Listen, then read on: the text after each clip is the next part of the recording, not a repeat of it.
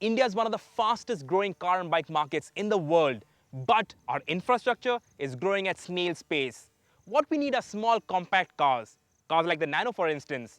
But Nanos are for commoners. If you have an 8-figure bank balance and if you have a personality that's sufficiently brash to pull off a 7-bedroom penthouse on wheels, what you need is the Mercedes GL, the biggest and baddest SUV in the country today. But maybe the GL is a year or two too late to come into India. And that's because Bollywood loves the Audi Q7.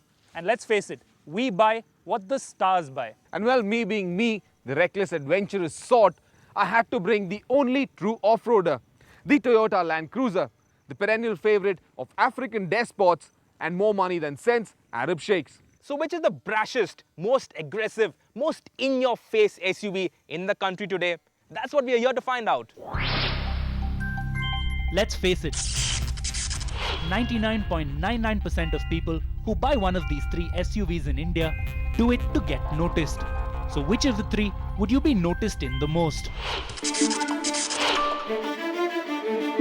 An S-Class may reek of money, but a GL reeks of both money and don't mess with me attitude. It's not a thing of beauty. In fact, with its brutally angular lines and station wagon-esque hindquarters, it borders on the beastly. But there's no denying that it has presence to spare. But while the GL still looks very expensive, the Land Cruiser is just big with bulges and curves in all the wrong places. It looks best in white with heavy tints and desert dunes as a backdrop.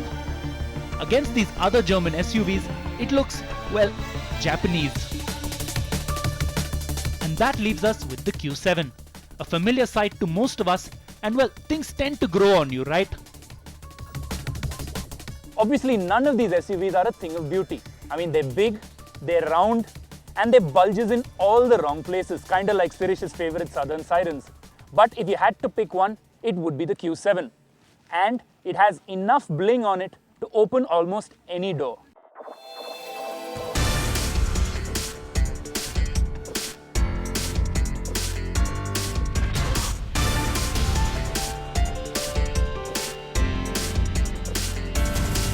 Now, the last time we took premium SUVs on a comparison test, the Merc ML350 won that test. But you don't see too many MLs on the road, do you? And the reason for that is that the ML doesn't have a third row of seats. Now, I've never seen anybody sitting in the thirdmost row in either the Q7 or the X5 or any premium SUV. But apparently Indian buyers, they want a 7-seat SUV.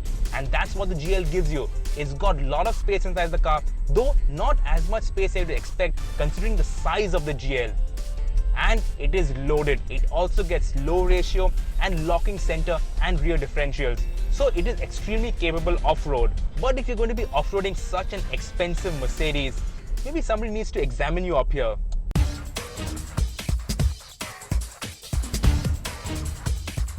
Off or on road, all three SUVs need some heavy metal to propel them along the way.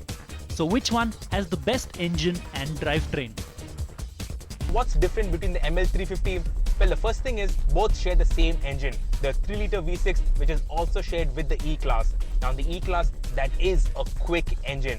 But in the GL, the weight is 2.5 tons and it has the aerodynamics of a brick wall. That's why this is not very powerful. It does feel a bit sluggish. 0 to 100 takes around 10.8 seconds, which is slow when you have such a massive engine lurking under the bonnet. It has the same 7G Tronic gearbox, but again, it doesn't feel very quick to respond. It has paddles behind the wheel, but you downshift and it takes its own sweet time to shift. So everything is a little bit relaxed in this car. To keep this 2.7-ton behemoth moving, you need a lot of firepower. Thankfully, under the Land Cruiser's hood, there's an immensely huge 4.5-litre diesel V8 engine. It's a fairly powerful engine, makes over 260 horsepower, but makes over 600 Newton meters of max torque. And that, coupled with that 4x4 powertrain, is good enough to take you almost anywhere. This Q7 sports the 3-litre diesel engine that you'll find in a lot of other cars in Audi's Indian lineup. However, unlike the A6 or even the Q5, where this engine is a good, powerful performer, in this massive Q7, it does feel a little bit underpowered and lethargic. also made it to a regular automatic transmission, not a dual clutch, so the shifts happen at their own pace in a very, very relaxed manner.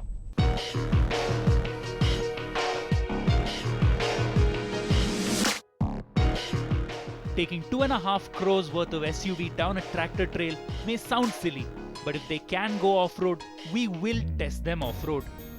And all three can get down and dirty quite comfortably. Now Audi with Quattro may have done more than any other manufacturer to popularize four-wheel drive, but in this trio, it's the Q7 that's the weakest off-roader. Now that of course is completely relative. On its own, the Q7 is a very competent off-roader, but it's the only one of the three SUVs that doesn't have a low ratio transfer box or diff locks. After a while, the lack of low ratio and tarmac-based tires cost the Q7. But both the GL and Land Cruiser were just getting started. And while the GL is probably the better off-roader of the duo, the thought of those massive repair bills should something go wrong will keep most buyers on smooth tarmac. So if serious off-roading is your thing, the Land Cruiser is the pick for you.